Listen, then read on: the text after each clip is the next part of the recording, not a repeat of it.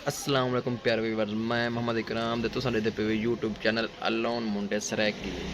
मेरा कई दिन ना क्यों बल्कि कई महीने क्यों मेरा व्लॉग के नहीं आ सका क्योंकि मेरी कोई मसरूफियात की वजह क्यों नहीं आ सका व्लॉग। लेकिन हुण इंशाल्लाह तक डेली कोई न्यू व्लॉग दिखे सो, लेकिन अच्छी वीडियो दिखे सो, लेकिन सारी वीडियो लाजमी डिठी करो, वीडियो स्किप ना कती करो। अज दे व्लॉग तक मैं दिखांदा पिया जो ब्यूटी क्रीम के बारे दसना पिया। ब्यूटी क्रीम एक मेरे को अज आई पी है, एक निजवा ब्यूटी क्रीम, अच्छी ब्यूटी क्रीम है जी। यार ये निजवा ब्यूटी क्रीम को दसने ये वाली है। निजवा ब्यूटी क्रीम है, काफ़ी अच्छी क्रीम है।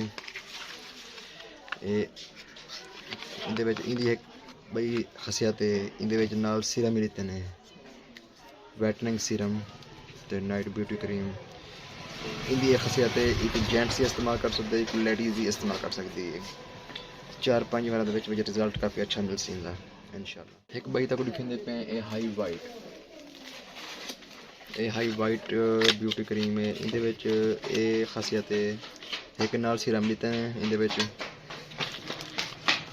ते ये थी गई ब्यूटी क्रीम